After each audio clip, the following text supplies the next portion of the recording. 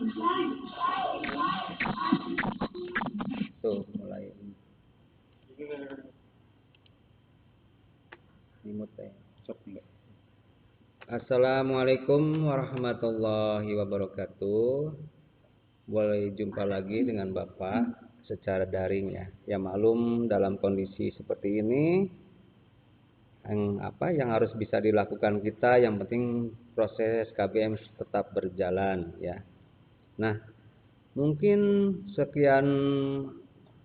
beberapa bulan yang lalu Bapak kan ya mungkin termasuk kalian semua yang mungkin berlibur atau apa ya, yang selama ini mungkin ada yang masih udah lupa lagi atau apa gimana tentang pelajaran akuntansinya ya. Mungkin secara umum bisa Bapak ulang kembali ya, sedikitnya bisa mengenal kembali tentang akuntansi ya.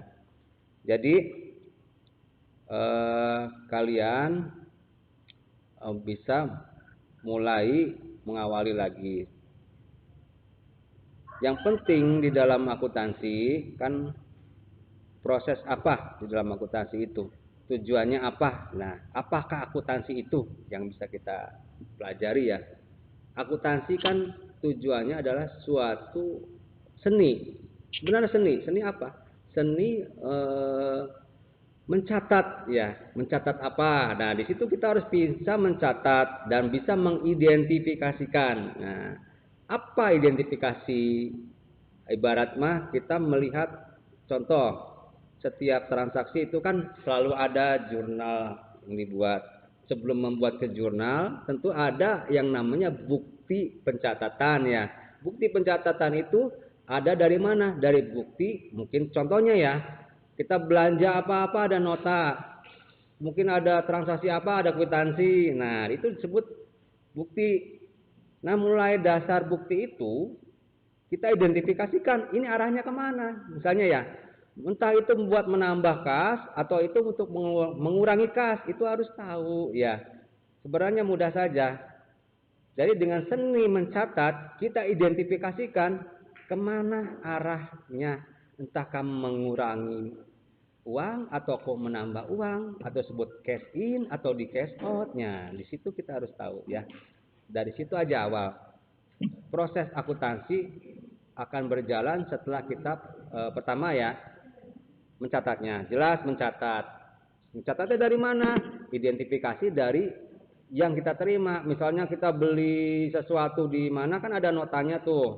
Nah, kalau kita diberikan nomor nota berarti otomatis kita membayar dengan kontan cash ya.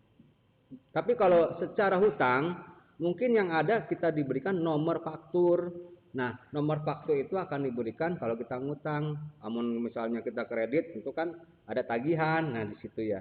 Nah, kembali ke transaksi. Setelah transaksi pencatatan itu dengan identifikasi tadi, kita akan kembali lagi apa? Pembuat jurnal kan prosesnya ya. Nah, dari situ berarti ada pengelompokan atau bahasa ininya mengklarifikasikan gitu ya. Nah, mengklarifikasikan atau dikelompokkan. Kelompokkan dari mana? Kelompokan, ada yang mungkin masukan, ada keluaran. Nah, itu kan dikelompokkan contohnya. Termasuk dengan kas. Kas itu ada dua kan.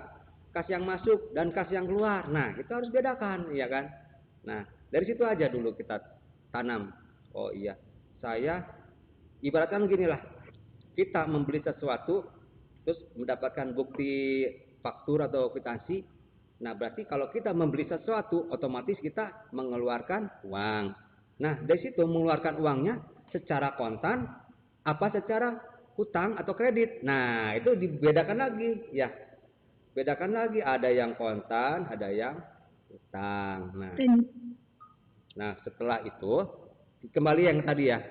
Setelah kita kelompokkan, kita pisah, kita iktisarkan. Nah, apa itu iktisarkan? Nah, pertanyaannya kan gitu. Berarti apa? Perlu ada lebih diiktisarkan tuh disimpulkan lah ya, disimpulkan bahwa ini teh setelah dikelompokkan diiktisarkannya kemana? Disimpulkannya kemana? Membuat apa? Nah, Diikhtisarkan itu untuk mencari analisa laporan keuangan, ya. Kan perlu ada analisa laporan keuangan. Berarti kita harus bikin laporan keuangan, ya. Dari mana? Dari pengelompokan itu, maka kita kembali apa yang disebut laporan keuangan. Ingat, laporan keuangan ada berapa jenis, ya kan? Laporan keuangan itu termasuk laporan neraca, nah, laporan laba rugi, nah ya, laporan arus kas atau cash flow, terus laporan catatan laporan keuangan. Nah, CALK sebut kalau bahasanya caleg lah, dipanggilnya caleg. Nah, itu inti-inti laporan keuangan yang kita tahu dulu, kan melalui prosesnya. Nah, di sini mungkin akan ada share sebutnya siklus akuntansi, ya. Coba kita akan pelajari siklus akuntansi dulu. Coba. Nah, lihat ya, siklus akuntansi mulai dari neraca awal, ya, dilanjutkan dengan pembukuan atau pencatatan transaksi selama satu periode, ya. Satu periode akuntansi itu 1 tahun, ya, hitungan satu periode, ya. Nah, satu periode 1 tahun. Nah, di situ bisa dipelajari. Mungkin nanti link ini bisa Bapak kirimkan ke materinya, ya, ke grup, ya. Nah, nanti pelajari sendiri. Di sini Bapak akan menjelaskan apa-apa itu siklusnya, ya, yang utama, ya. Nah, di sini ada terminologi dasar proses akuntansinya, atau sebut proses akuntansi menuju laporan keuangan, ya. Di sini ini kenapa nih? Nah,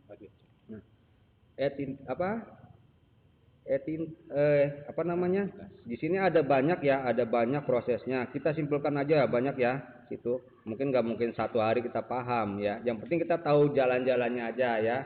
Secara garis besarnya aja, ya. Nah, secara garis besarnya kita pelajari. Kan mulai proses pertama adalah pelaporan menyusun laporan akuntansi suatu objek menjadi laporan akuntansi dengan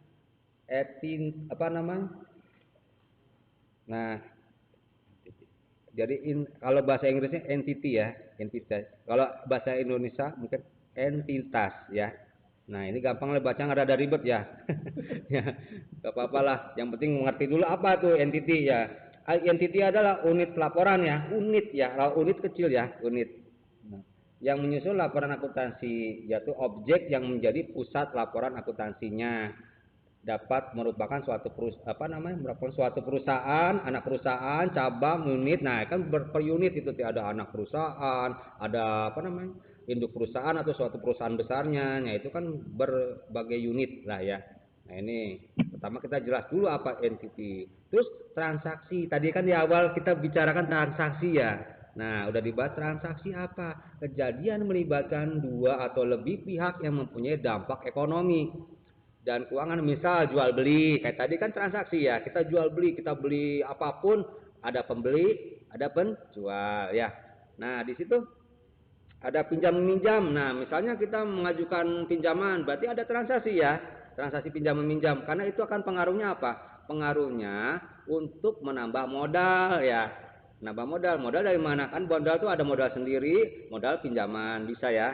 Nah, itu transaksi. Terus ada kejadian atau event, ya, event peristiwa yang terjadi dalam internal dan eksternal. Ada dua, internal, ada eksternal, yang mempunyai dampak ekonomi keuangan bagi yang pertama tadi. Misal proses produksi apa, ya, proses dari bahan mentah menjadi barang jadi, itu kan kalau pabrik, ya. Atau mungkin kalau kita home industry, ya, membuat sesuatu misalnya sablon atau apa, ya, itu kan ada proses produksinya, ya kan, proses dari baju yang belum ada capnya, ya, jadi ada capnya lah, ibaratnya itu kan proses produksi, ya.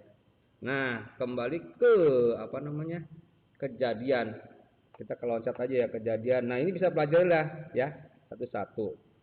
Akun. Nah, apa itu akun? Setiap transaksi itu ada akunnya, ya. Makanya nanti di akuntansi kita harus bisa membuat nomor akun, ya. Nomor akun ini kayak nomor seri, kayak model nomor apa? Kalau pelajar aja kan ada nomornya, ya kan? Harus punya NIM-nya atau gimana, atau karyawan juga sama akunnya, akun kas apa, akun piutang apa, akun apanya, itu harus ada nomor akun. Jadi kode, ya, bahasa akun itu kode gitu, ya. Kode akun lah.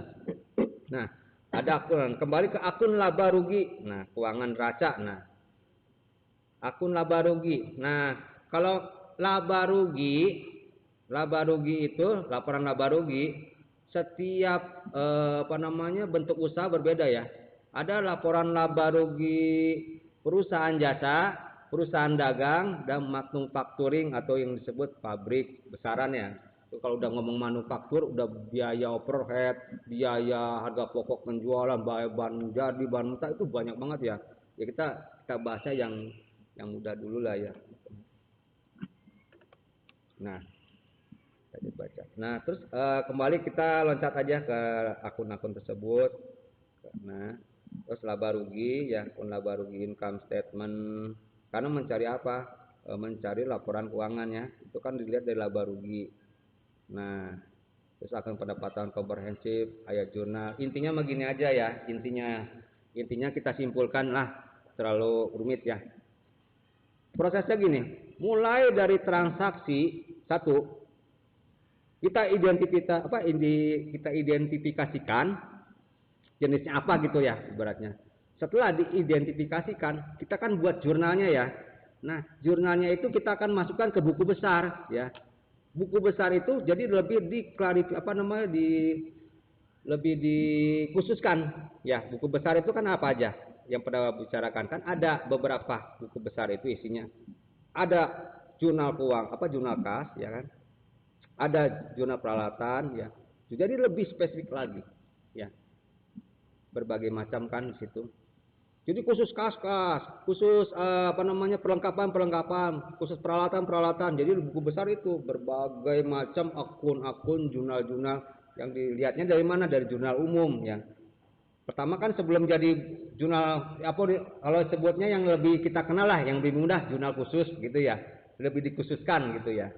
Nah, sebelum ada jurnal khusus, berarti jurnal umum dulu kan tadi. Transaksi kita mau beli bola, beli barang baku, beli apa ada di jurnal umum, semua tumpuk semua di sana.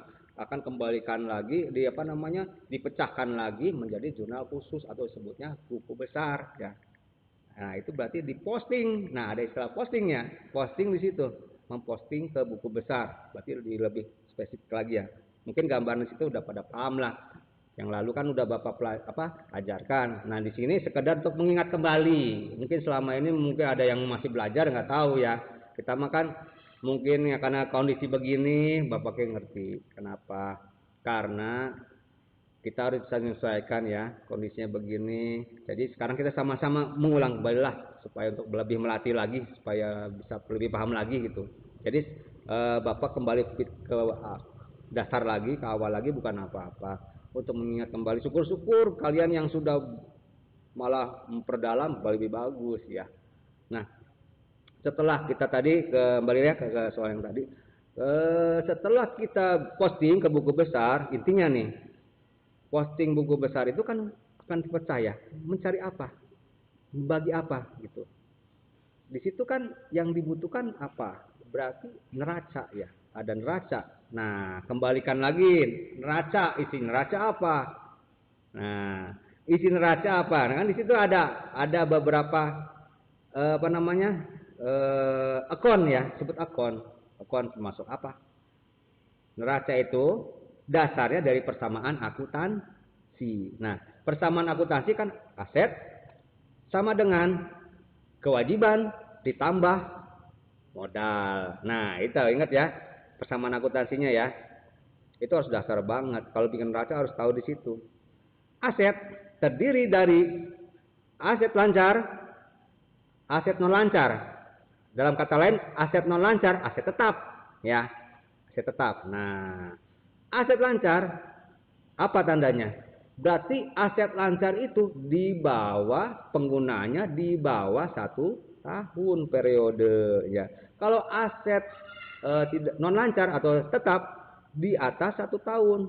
Nah, kan jadi pertanyaan apa? Kok ada yang di bawah 1 tahun, ada yang di lebih dari 1 tahun, kenapa? Contohnya gampang, yang di bawah 1 tahun kas ya, uang. Nggak mungkin uang kas sampai bertahan di atas 1 tahun, ada nggak uang kas? Ya nggak ada kan, nggak mungkin. Nah, terus kalau aset non lancar di atas 1 tahun, Contohnya apa? Gedung, kendaraan, ruko. Nah, ya kan? Nah, dari situ kita simpulkan, kok gedung di atas 1 tahun? Ya kan nggak ada orang tinggal punya rumah nih, cuman makainya nggak sampai setahun. Gitu ada nggak? Kan nggak ada ya. Atau kita punya ruko, sewa, udah usaha nih, nggak dia sampai setahun, cuma 8 bulan selesai, kan nggak mungkin. Nah, itu yang namanya aset non lancar ya. Ingat, aset non lancar atau tetap. Kendaraan contohnya, kita beli mobil nih, beli mobil kita pakai nggak sampai setahun, itu memang bukannya beli berarti ya sewa ya. Nah, kita harus bisa bedakan mana aset lancar, mana aset non lancar atau sebut aset tetap ya. Nah, dari situ kita pelajari. Setelah kita tahu di mana penambahannya, kalau secara neraca gitu, secara neraca, berarti posisinya kita harus bisa mengetahui namanya debit kredit ya.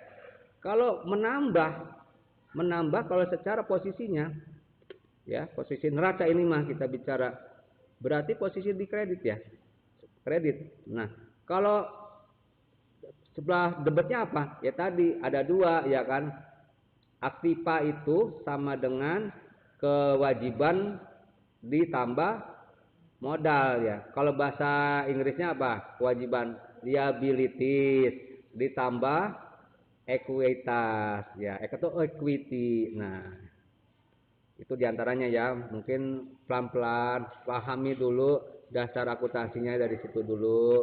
Nah, udah gitu pahami dulu. Tadi kan udah diketahui tentang akuntansi apa sih, proses apa ya kan. Diulang lagi ya. Akuntansi kan proses apa namanya, transaksi ya. Transaksi untuk mengidentifikasi, pertama kan tahapannya transaksi, identifikasi ya. Transaksi apa? Tadi transaksi apa? Transaksi pencatat ya. Setelah ada transaksi kita catat kan gitu ya. Jadi intinya mah seni mencatat ya, seni mencatat transaksi lah. Oke lah, kita kompletinnya seni mencatat transaksi ataupun mencatat transaksi lah. Terus mengidentifikasi, terus mengklarifikasikan ya, atau sebutnya mengkelompokkan ya, terus mengitisarkan ya, untuk menganalisa laporan keuangan. Jadi tujuannya untuk dianalisa, tujuannya apa? Untuk memutuskan apakah ini perusahaan sehat, apakah ini perusahaan tidak sehat. Nah, itu harus jelas. Nah, demikian itu tadi ya akuntansi, tentang akuntansi. Terus siklusnya tadi, siklus proses, mulai dari pencatatan transaksi jurnal umum, mulai dari mengposting ke buku besarnya gitu. Nah, ini kembali ya. Tadi siklus ya. Nah, tadi kan ya. Nah, kita bicara tentang aset ya. Ini aset, lihat lagi liabilitas, ekuitas ya, ini ya jelas ya. Aset. Nah, contoh misalnya kita memiliki modal sendiri, banyak coret-coret. Nah, sebesar 70 juta. Nah, terus punya utang bank 30 juta. Berarti asetnya ada berapa? 100 juta ya. Ini kan bisa coret-coret sendiri. Ini kan dikirim ke udah. Nah, itu contoh ya, contoh nih. Ini supaya kita ngulang kembali biar ingat lah. Nah, tentang persamaan akuntansi ya. Ini mudah ya. Nah,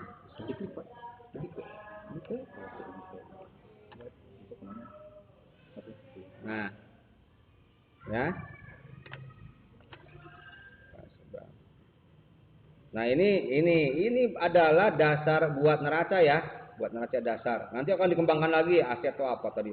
Ada kas, nanti itu ada peralatan, ada perlengkapan ya. Nah, gitu. Terus kewajiban, liabilitas itu. Nah, kita baca tadi tentang hutang ya. Hutang itu ada 2. Yang pertama, kalau kembaliin ke top ya. Jadi tadi kan ada aset ya. Aset sudah dibahas. Nah, sekarang ada ekuitas. Hutangnya. Hutang itu ada 2. Hutang jangka pendek, hutang jangka panjang. Nah, itu harus jelas. Jangka pendek berarti di bawah 1 tahun. Jangka panjang berarti di atas 1 tahun, ya gitu ya. Kalau jangka pendek itu termasuk utang apa aja? Utang dagang. Kita misalnya usaha, misalnya dagang HP lah ya, dagang HP. 70% kita cash nih, 30% kita ngutang. Nah, itu jangka nggak mungkin kita utang dagang sampai di atas 1 tahun ya. Jadi tagih setahun kelamaan ya kan, kelamaan 1 tahun. Karena utang dagang beda dengan yang jangka panjang. Berarti apa? Utang bank ya. Kalau bank ada tempo kan, ada yang musiman ya kan, ada yang setahun, ada yang 2 tahun, nah ya gitu. Pasti di atas 1 tahun kalau utang bank. Nah bedanya gitu, utang dagang sama utang bank ya, harus jelas mungkin. Nah tadi udah ke utang ya. Mana share? Pengen hijau bang hijau. Iya kan hijau. Nah ini kok kembali Karena tadi siklus. nah itu Habis siklus laporan keuangan. Nah, langsung kembali ke pembahasan tentang laporan keuangan ya. Nah, kita mengenal dulu ya, namanya standar akuntansi keuangan. Akuntansi keuangan itu harus berdasarkan standar akuntansinya sebut PSAK ya, pernyataan standar akuntansi ya. Nah ini beberapa, ini nanti akan dikirimkan materi-materi ini, bisa pelajari ya. Ya kita akan bahas satu-satu aja dulu. Unsur-unsur laporan keuangan terdiri dari aktiva, kewajiban, ekuitas, pendapatan, dan beban. Nah termasuk keuntungan dan kerugian, arus kas. Nah itu arus kas ya. Itu nanti bisa dibaca-baca ya. Nah, jenis laporan keuangan tadi kan udah dibahas ya. Ada neraca, ada laporan laba rugi ya, ada laporan perubahan modal di sini teh ya. Terus ada laporan arus kas. Nah di sini lebih jelas lagi. Terus apa nih? Ada catatan atas laporan keuangan. Nah ini nanti akan Bapak kirim nih materi ini ya, pelajarin ya. Jadi kalau mengenal sesuatu kita harus tahu kan, ibarat motor, mobil ya. Kita punya motornya, tapi kita belum persiapan apanya. Materi itu ibaratnya materi itu persiapan. Motor nggak ada bensinnya, nggak ada surat-suratnya, bisa jalan nggak? Kan nggak mungkin ya kan. Nah, mempelajari akuntansi, jadi kita harus persiapkan dulu materi ini, pelajari dulu, baru nanti mungkin buat daring ke depan ya, pertemuan depan kita akan bahas dengan tanya jawab ya, dengan tanya jawab. Jadi nanti ada session untuk menerangkan ataupun membahas materi, dan ada pertanyaan di session kedua nanti buat berikutnya. Sekarang Bapak akan berikan dulu materi-materinya untuk awal-awal kita mengenal awal lagi, dari awal lagi, supaya apa? Kalau ibarat pohon udah sekian lama kan udah layu nih, nah berarti perlu dipupuk lagi ya, pupuk lagi biar sehat ya, biar ini enak lagi. Benar. Dan Bapak minta nilai yang bagus kemarin, ibaratnya pinjaman ya. Awas tuh, Bapak tagih ya. Yang nilainya bagus kemarin Bapak tagih. Tagih apa? Benar enggak nilainya kayak gitu, ya kan? Benar enggak bagusnya tuh. Nah, sekarang Bapak kasih modal nilainya supaya pembuktiannya kelas sekarang ya. Nah, harus buktiin ya, harus bisa ya. Nah, kembali lagi ke soal berikutnya apa? Teori ini ya, materi ini ya. Nah, di sini ada jenis laporan keuangan utama mendukung laporan keuangan terdiri atas daftar neraca yang menggambarkan posisi keuangan perusahaan pada suatu tanggal tertentu ya. Terus perhitungan laba rugi yang menggambarkan jumlah hasil, biaya, dan laba ruginya ya. Terus ya bisa dibaca lah ya, laporan arus kas ini. Nah, sekarang sedikit Bapak menjelaskan mengenai Kembali jelaskan mengenai arus kas ya. Apa itu arus kas? Ya, pertanyaan kan. Kalau secara umum arus itu apa? Berarti flow ya. Flow. Arus, ada arus, air aja ada arusnya ya. Deras ya. Nah, kas. Berarti apa? Arus kas. Nah, udah kebaca lah ya. Kalau bahasa Inggrisnya berarti cash flow ya, cash flow. Nah, aliran, nah ya sebutnya bahasa gaul, aliran kas. Aliran kas itu mengalir kemana? Ya kan gitu. Kita bahas arus kas, aliran kas, larinya kemana? Ada buat keluar, apa buat masuk? Nah gitu. Jadi ada dua aliran, ada yang kas masuk, ada yang kas keluar. Nah, ada cash in, ada cash out. Nah, di situ harus tahu dulu masuk dan keluarnya dulu sebelum kita bahas yang lebih lanjut lagi ya. Karena di situ kan laporan keuangan terdirinya ada laporan arus kas. Jadi kalau investor yang pintar, ini mah yang ngomong yang pintar ya, dia akan melihat laporan keuangan suatu perusahaan itu yang paling dia lihat pertama adalah cash flow-nya, ya, arus kasnya. Kenapa? Kalau dia cukup dari neraca aja belum cukup itu, ya, belum cukup. Kenapa? Karena di neraca mah bisa aja ada pemasukan, ya, sekian, ada laba sekian, tapi di arus kas bisa ketahuan. Ini mah kasnya tuh dapat uangnya dari apa, barangnya dijualnya secara apa, ya kan gitu. Ketahuan di arus kas. Kenapa? Ada pemasukannya, penjualannya dengan kredit. Berarti belum tentu sebutnya laporannya laba tapi uangnya nggak ada. Nah, di situ. Jadi contohnya gitu. Arus kas mah lebih detail dari bikin dari neraca ataupun laba ruginya ketahuan. Nah, di arus kas itu kan ada kas masuk, ada kas keluar, nah, kan lebih detail. Pada saat kita menjual barang misalnya dengan secara kredit ke orang, ya kan, berarti kita hanya mendapatkan bukan uang kontan, namanya piutang. Nah, berkaitannya dengan piutang. Apa itu piutang? Berarti uang kita di orang tuh ya belum ditagih. Nah, paham piutang. Dalam posisi jurnalnya di mana taruhnya? Berarti gini. Penggantinya kas piutang gitu aja. Kita jual barang misalnya sepatu dengan hutang gitu ya, dengan ngutangin lah atau dikreditin lah ibaratnya. Dengan harga sepatunya taruhlah 20.000 ya. Sepatunya 20.000 nih. Kita jual secara hutang ke orang. Uangnya udah dapat belum? Kalau hutang berarti kan belum dapat uangnya ya.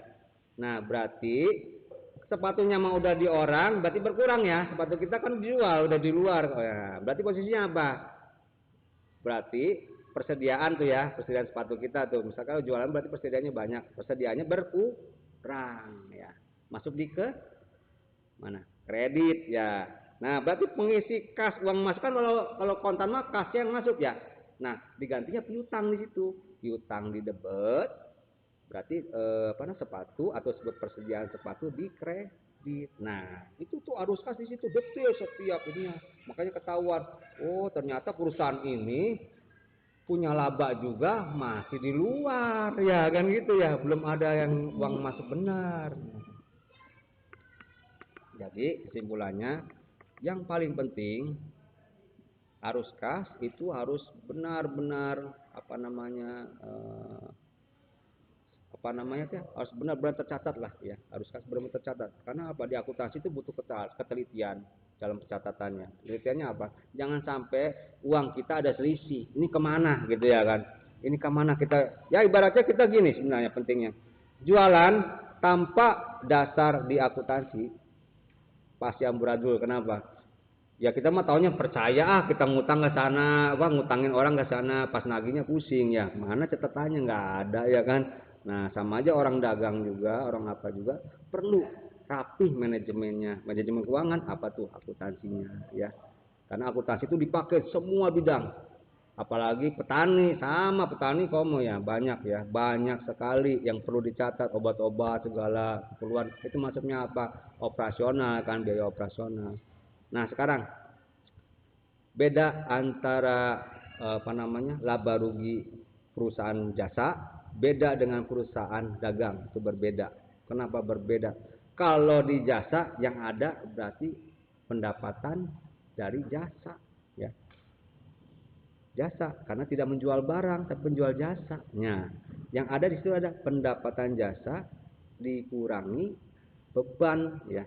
Beban itu apa? Ya namanya jasa pasti ada biaya ya. Contohnya apa? Kita usaha salon ya. Usaha salon berarti motong rambut lah ibaratnya ya. Mau keriting, mau rebonding, mau apa. Nah, itu contohnya Berarti perlu alat-alat yang mengandung unsur listrik ya. Maksudnya tenaganya pakai listrik. Nggak mungkin kan potong pakai gunting doang. Apalagi kalau mau ngerembat apa kan harus ada mesin kerembatnya. Itu kan perlu ada biaya bulanannya dumuk ya. Ibaratnya biaya bulanannya apa namanya yang perlu dibayar tiap bulan. Nah berarti apa? Kalau laba rugi perusahaan jasa itu hanya ada dua itu. Pendapatan itu dikurangi dengan biaya itu aja. Nah, kalau penjualan kembali langsung ke perusahaan dagangnya, itu harus dikurangin dulu dengan harga pokok penjualannya. Nah, itu yang bedanya. Contoh, tadi sepatu lah. Kita jual sepatu tadi misalnya 50.000 ya, satu sepatu ya 50.000. Kan berarti kalau ngejual barang sepatu harus beli dulu kan, beli harga ke grosir ya buat ngejual keluar ya kan. Misalnya di grosir modal belinya itu 20.000. Nah, berarti berapa harga asli sepatu itu? Labanya dari itu udah ketahuan per satu sepatu kan. Harga pokok penjualannya kan 20.000 ya. Harga pokoknya tuh. Harga penjualannya berapa tadi? 50.000. Nah, berarti berapa labanya? 30.000 ya. Nah, itu dari satu jenis. Kalau kita belinya 100, nah hitungan matematik aja itu mah ya. 100 dikali waktu jualnya misalnya laku sepatu beli 100 nih. Ternyata kita laku, jadi dilihatnya kalau itu kan apa laba rugi, misalnya kita laba ruginya harian, bisa laba rugi harian, bisa bulanan. Kalau bulanan terlalu rumit mungkin ya. Karena ini kalau dagang mah harusnya dihitung laba ruginya tiap hari ya. Karena pusing kalau tiap ininya juga ya. Nah contoh satu hari ini kita laku sepatu 50. Posisi stok persediaan sepatu kita ada 100. Nah dari 100 itu laku 50. Nah satu sepatu itu harganya 50.000. Nah berapa tuh? Berarti berapa laba ruginya? Nah berarti apa yang dicari? Tadi modal awalnya dulu beli sepatunya kan harganya 20.000 ya. Terus itunya jualnya satunya 50.000 ya. Berarti labanya kan udah ketahuan satu sepatu 30 ya. Nah, laku sehari berapa tadi? 50 ya kaliin aja. Nah, itu kan gampang ya. Nah, itu penting buat kalian kalau jadi siapa? Jadi wirausaha lah. Insya Allah kalian jadi wirausaha tangguh lah ya. Jadi ahli apa namanya mungkin punya perusahaan jasa, perusahaan dagang ya. Insya Allah. Jadi tekadkan dari diri kalian ya. Jangan lulus teh beranggapan saya mah nyari kerja. Saya mah ini emang penting bagus nyari kerja. Bagus, tapi kan persaingannya dan zaman sekarang tahu sendiri kerja ya kan. Kerja itu apa namanya persaingannya banyak. Udah gitu perusahaan sekarang pinter ya. Sistem kontrak ya kan gitu. Tapi jangan berarti kita wah saya gini. Nggak apa-apa. Biarpun kita kerja juga, misalnya udah kerja nih, tapi ingat satu, mindset dagang harus ada, ya. Jiwa dagang harus ada, ya. Jangan takut, jangan khawatir. Orang dagang mah minimal banyak teman, ya. Banyak silaturahmi. Kan di Islam kita harus banyakkan silaturahmi. Nah, di sini pentingnya kalau kita udah jiwa dagang, punya ilmu akuntansi, mantap ya kan. Nah, kenapa? Karena kita bisa memanajemen keuangan kita dengan baik. Jadi kita tahu tidak sembarangan modal kita terbuang percuma ya kan gitu. Karena apa? Dengan manajemen keuangan yang baik, kita bisa memutuskan apa namanya keputusan yang akurat, yang mantap ya, bisa menambah apa namanya kemajuan kita sendiri. Coba kalau amburadul kita tidak ada pencatatan, kita hanya saling percaya saja, itu akan menyusahkan diri kita sendiri ya. Contohnya misalnya kita punya warung kelontong ya. Kalau kita tertib, nggak mungkin ada istilah kita tuh punya apa namanya dagang kok malah rugi. Ya rugi kenapa? Mungkin ruginya karena salah proses pencatatannya ataupun tidak dicatat. Jadi ada yang udah dibeli 2 kali kita beli lagi, yang udah ada dibeli lagi ya kan. Kenapa? Karena di dalam perdagangan yang penting pertama adalah inventory. Ingat inventory. Kenapa inventory? Stok persediaan itu harus dikontrol terus. Mana yang belum ada, mana yang udah ada. Nah, masa kita belanja misalnya udah ada kita stok lagi, sedangkan yang nggak ada nggak diisi. Nah, gimana tuh? Tukang dagang mah harus tahu inventory ya. Menginventarisir gitu ya, menginventory. Jadi dengan cek keuangan, proses keuangan kita cek, kita audit sendiri. stok yang ada, misalnya mulai dari sabun apa, nggak mungkin kita beli double. Nah, ada lagi kan barang itu ada yang namanya penyusutan ya, menyusut dalam arti kata mungkin rusak, mungkin basi, ya itu terus diperhitungkan. Kalau kita matang dalam hal itu, insya Allah manajemen keuangannya bagus, dagangnya sukses, gitu ya. Nah, itu dari pentingnya akuntansi. Jadi jangan sepelekan. Bilang saya emang nggak harus jadi auditor. Minimal mah audit diri kita sendiri, usaha rumah kita sendiri, rumah tangga kita sendiri. Kalau nanti rumah tangga, ya kan. Minimal kita memanage gitu, memanajemen mana kita lebih ahli. Kenapa? Karena sangat penting ya.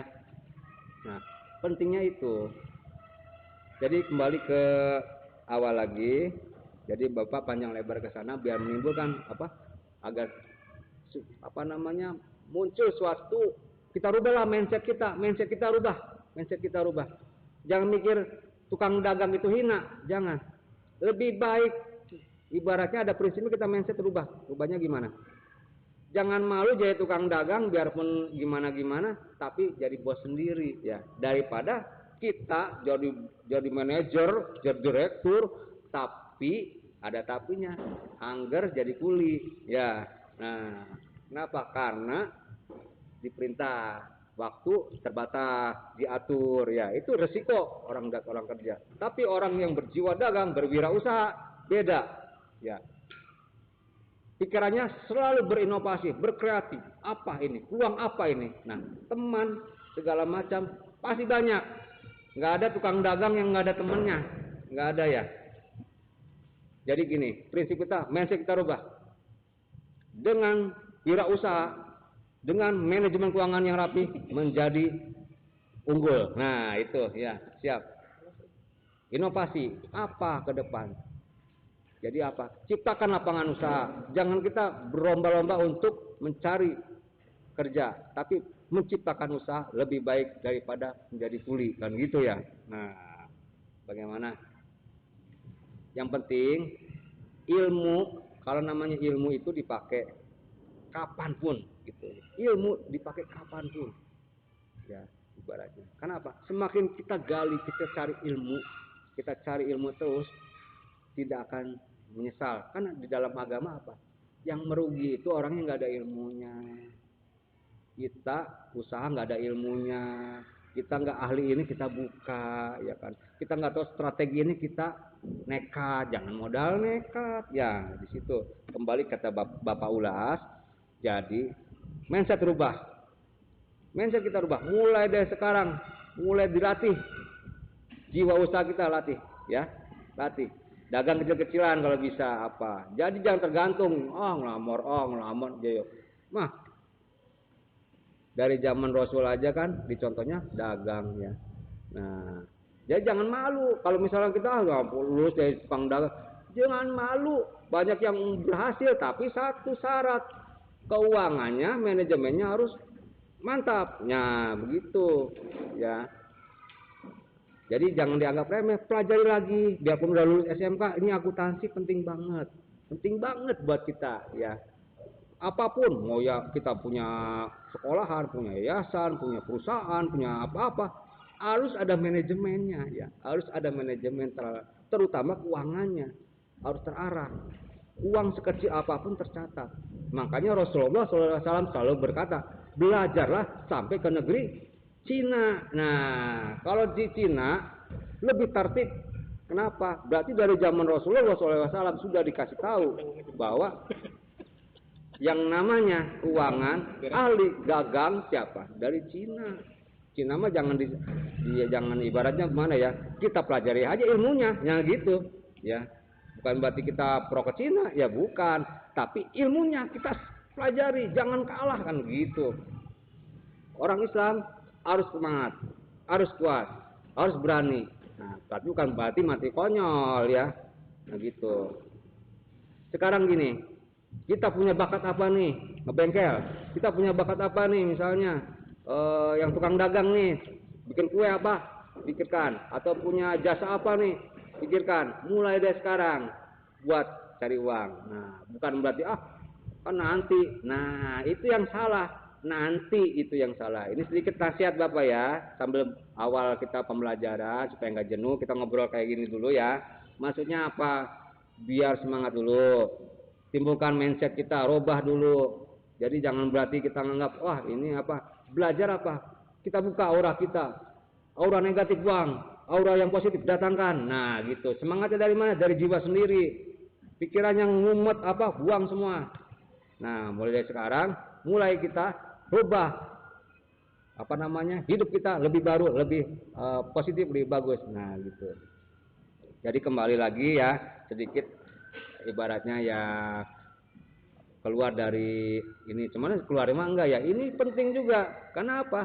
Kalau kita tidak punya semangat, apapun pelajarannya tidak akan masuk, ya kan? Tidak akan masuk, menyepelekan. Nah gitu. Kenapa? Karena nggak ada tujuan hidup. Mindset kita masih lemah. Apa yang dipelajari, apapun nggak masuk. Otak kita buka dulu, buka otak, mindset kita buka, maka akan masuk. Semua pelajaran tidak akan masuk kalau kitanya nggak mungkin bisa. Semangat, maju, tidaknya dari siapa? Bukan orang lain, kita sendiri. Kita sendiri, jangan sepelekan apapun. Kita mau maju, kita yang mau. Kita yang mau nggak maju, kita juga sendiri. Yang rugi siapa? Ya rugi diri sendiri. Orang lain mah cuma sekedar mengetahui, ya kan? Oh hanya mengingatkan, tapi simbol semua ada di diri kita sendiri, gitu ya. Ingat. Jadi awal pertama yang perlu Bapak sampaikan sebelum belajar, semangat dulu. Ingat, sholawat. Nah, sholawat dulu. Sholawat, baca bismillah dulu. Bismillahirrahmanirrahim. Allahumma sholli ala sayyidina Muhammad wa ala sayyidina Muhammad. Ya Allah, jadikan hari ini lebih baik dari hari kemarin. Nah gitu, ya, semangat hidupnya. Jangan sepelekan apapun, jangan sepelekan apapun. Insya Allah, kalau kita serius dalam hal, bukan berarti kita serius tegang ya. Biasa aja. Hidupnya ada yang ngatur, semua juga ada yang ngatur, tapi tetap semangat. Jangan, saya mah, ya salah ya. Orang lain bisa, kok nggak bisa kita? Nah, kadang kalau kita pelajari, akuntansi susah amat, nggak bisa. Semua juga pasti nggak bisa awalnya, tahu karena tidak paham ya, tidak paham karena apa mencepelekan, sabodo, cek orang Sunda mah kan gitu. Nah, jadi yang penting prinsip-prinsip dasar akuntansinya harus tahu dulu. Tak kenal maka tak sayang. Bagaimana mau kenal? Wong kita lengong-lengong aja, suruh datang hadir online, agak mau, ya kan gitu. Bodoh lah ibaratnya. Bapak kasih ibarat kesempatan kemarin, ibaratnya. Pokoknya Bapak percaya kalian. Bapak percaya kalian, pasti bisa. Makanya Bapak percayakan tuh, kasih. Kalian lagi ngedrop, kasih bagus. Ayo, mau apa? Nah. Ada nggak yang mau kasih bagus? Ayo. Ya sekarang buktikan ke Bapak bahwa kalian bisa. Tuh, kalian bisa. Pelajarin ya, nanti materi Bapak kasih, pelajarin. Jangan diulang-ulang lagi ya. Jadi kata orang mah jangan sampai jatuh ke lubang yang sama. Ya. Orang jatuh lagi tuh kayak gimana ya? Kan nggak mungkin. Udah jatuh, jangan sampai jatuh tuh. Pelajarin tuh, pelajarin. Semangat ya. Jadi bukan apa-apa, semua kembali ke diri kalian sendiri. Mau bagus, mau jelek, mau sukses, ada di diri kalian. Nah, gitu. Maka dari itu, ya sedikit Bapak berikan masukanlah. Ya Bapak makan disebutnya hanya bisa memberikan informasi, memberikan masukan, semuanya tergantung hidayah Allah Subhanahu wa taala ya. Nah, jadi dasar akuntansi pelajarinnya apa? Bukan cuman kita merasa aduh kepaksa ya. Jadikan kebutuhan. Tadi kan kembalikan apa? Manajemen keuangan penting ya. Mengatur keuangan penting. Kok orang ada yang ngirit bisa jadi kaya, bisa umroh, bisa aja, dia tuh manajemennya bagus berarti. Ada orang kaya raya habis. Kenapa? Nggak bisa ngaturnya ya. Banyak ting posisi laba baru untung satu ini udah poya-poya kemana. Nah itu ya, jadi menekankan di sini apa, belajar disiplin dalam mengatur keuangan sendiri minimal. Kalau dari diri kitanya udah terbiasa dengan disiplin, maka insya Allah keluar juga lebih mantap ya. Nah Jadi prinsip akuntansi kembali lagi ya, Bapak ulang-ulang ya, ulang-ulang. Jadi jangan bosan diulang-ulang ya. Kenapa? Manusia mah kalau sekali memikir pasti dari kanan ke kiri ya. Terobos dari kanan ke kiri pasti itu mah. Ya Bapak juga ngalamin lah, namanya muda apa. Ada yang nggak peduli, kenapa? Banyak ting kotorannya di kupingnya, tutup ya. Jadi dibuka ya, mindset buka sendiri, buka mindset kita. Buka.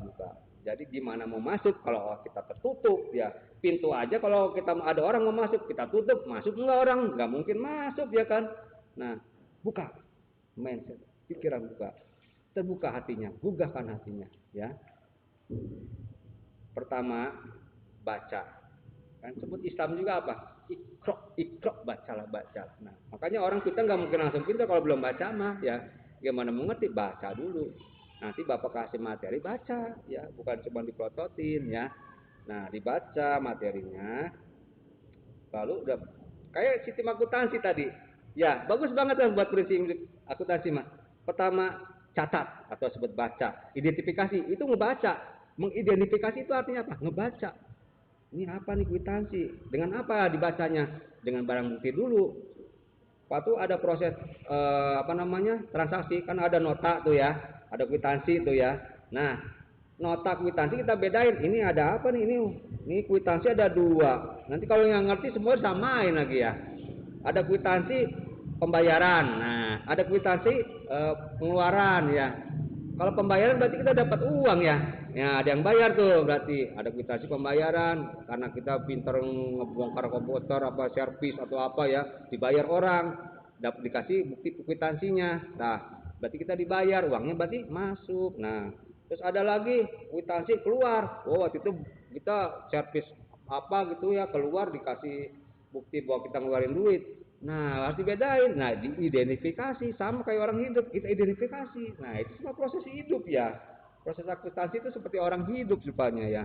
Nah, setelah kita identifikasi kan udah jelas beda-beda. No, ada kwitansi yang masuk, ada kwitansi yang keluar, kayak kan nota ini, ada tagihan ini. Nah, itu dimasukin kemana semuanya? Ke jurnal ya. Jurnal itu kayak nyatet ya, kayak tukang catet jurnal. Jurnal. Makanya nomor 1 setelah diidentifikasi jurnal, mencatat. Senin nyatetnya ada di situ. Bedakan mana yang namanya kas masuk. Nah, dari cash flow-nya udah mulai kebuka tuh. Apa cash flow, arus kas? Sebenarnya dari awal juga kita udah main cash flow, udah main arus kas ya. Ada kas masuk, ada kas keluar. Nah, di situ harus jelas ya. Jadi kas masuk, kas keluar. Nah, yang pertama lagi paling utama akuntansi harus tahu penempatannya, jangan sampai salah pos. Nah, ya kan? Ada yang debit, ada yang kredit. Nah, itu harus jelas. Debit lihat sesuai akunnya, ya kan? Kalau yang namanya aktiva harus jelas mana aja. Jadi harus membedakan mana aktiva, mana kewajiban, mana modal. Nah, itu kalau buat dasar neraca. Tapi kalau dalam jurnal yang kita lihat tetap dari unsur itu dia harus dilihat. Contohnya gini, kan kalau dari neraca utang kalau bertambah berarti di kredit ya. Pertama kredit di jurnal juga sama, ya kan? Nah, jurnalnya sama ya kan gitu. Nah, piutang kalau nambah di mana? Ya berarti di mana? Temannya kas tuh, ya debet ya. Nah, gantinya itu. Bedanya kalau piutang gantinya kas aja lah ya gitu. Tulisannya gantinya kas karena apa? Uang kita jualannya ngereditin ya kan gitu. Ya jadi putar-putar lagi nih, putar. Biarin nanti putar-putar juga lama-lama matilah ya. Nah, dasarnya pertama akuntansi itu kan jurnalnya harus bikin dulu, sebut ledger jurnal umum. Terus setelah jurnal umum, jurnal khusus yang disebut dipostingkan ke buku besar. Apa buku besar? Apa bukunya besar? Bukan, ya kan udah tahu kan. Buku besar mah dikhususkan lagi mana yang piutang, mana yang peralatan, mana yang perlengkapan. Jadi dikhusus ya. Jangan dibikin susah lah ya, biasakan aja. Makanya kalau mau kita pintar akuntansi, biasakan, terapkan ke diri kita buat sehari-hari ya. Bikin laporan, iseng-iseng lah. Hari ini nih saya misalnya belanja wuduk atau gimana, bangun pagi nih belajar wuduk ya. Biasakan aja belajar wuduk. Berarti masuknya uang kita keluar berapa. Nah, Yang namanya belanja wudhu kan jarang yang nganjuk ya, jarang yang ngutang. Nah, berarti cash out, cash out ya, keluar ya, cash keluar. Nah, itu aja. Cash in, cash out, cash out, cash in, cash out, cash in, gitu aja. Karena apa? Dari situ kita harus tahu, paham. Mana uang kontan kita yang keluar gitu. Mana uang kontan kita dapatkan gitu. Mana yang ngutang, mana yang kita nagih ke orang. Nah, itu harus jelasin kos-kosnya. Jangan pusing sih. Pokoknya kalau misalnya bingung, pelajari satu-satu aja dulu. Karena kita kan kadang-kadang ya mungkin berpikiran yang lain ataupun banyak pikiran ke yang lain, jadi kurang konsentrasinya. Jadi kita fokuskan satu-satu dulu. Pahami dulu tentang kas, pahami dulu. Terus pahami dulu tentang piutang apa, jenis-jenisnya harus jelas, debit kreditnya jelas, ya harus tahu mana yang harus masuk ke debit, mana yang masuk ke kredit, harus bisa tahu ya. Ya, dari kas saya dulu gampang, makanya perusahaan yang utama cash flow-nya ya. Karena selalu transaksi banyaknya cash flow-nya ya. Cash flow-nya yang dicari, kenapa? Selalu ada itu transaksi penjualan, pembelian, penjualan, pembelian, penjualan, pembelian, ya kan selalu gitu ya. Ada yang beli, ada yang jual, ada yang beli, yang jual. Kalau kita tukang dagang jual berarti dapat uang. Nah, kalau uang berarti cash in gitu aja ya. Kalau kita banyak beli, banyak cash out, banyak keluar gitu ya. Harus jelas. Itu aja dulu tekanin. Pasti pusing, ya kan? Tapi jangan pusing. Pusing dibikin sendiri. Karena apa? Tadi buka dulu. Makanya Bapak semangatin dulu awal pembukaan. Bukan apa-apa. Kalau pikiran kita nutup, nggak mungkin masuk ya. Cuma bisa melongo gitu, ya. Jadi pelajarin dulu secara pelan-pelan aja. Silakan ke Bapak mah bisa. Yang namanya mau chatting apa gimana secara langsung ke nomor Bapak, mangga ditunggu ya. Kalau butuh saran tentang keuangan silakan. Bapak selalu terbuka ya. Chatnya chat aja Pak, saya nggak ngerti soal ini apa sih, apa tanya aja, tapi jangan nanyanya malam-malam atuh ya, gitu aja. Ya jadi Bapak hanya satu pesan, tetap semangat, jangan pusing ya. Gimana mau bisa masuk pelajaran kalau pusing mah, ya kan gitu. Apa sih yang diambil pusing, ya kan gitu. Nah, jadi nanti materi pelajarin aja dulu. Nanti ketemu kita pusing, bingung, baru silakan bisa ditanyakan gitu ya. Nah, mungkin ada apa namanya beberapa ya nggak cukup demikian aja ya. Mungkin takut terlalu pusing ya. Tapi jangan pusing ya. Selamat ketemu lagi sama Bapak. Sekarang daringnya secara daring, tidak secara tatap muka. Mungkin kita bisa lebih banyak. Kalau di luar bisa chattingan lah, bisa ngirim ke WA Bapak ya. Silakan kalau ada kesulitan pelajaran silakan. Bapak selalu terbuka ya. Siap membantu insyaallah ya. Ya demikian. Mungkin nanti akan Bapak share tadi materinya ke grup ya, grup. Nanti silakan bisa dipelajari dan kalau ada pertanyaan yang untuk lebih lanjut, Bapak selalu terbuka. Silakan tanyakan, ya, tanyakan kesulitan apa, kalau apa gitu ya. Apalagi akuntansi, silakan tanyakan saja. Ya. Assalamualaikum warahmatullahi wabarakatuh. Tetap semangat ya. Ya, terima kasih semuanya. Assalamualaikum.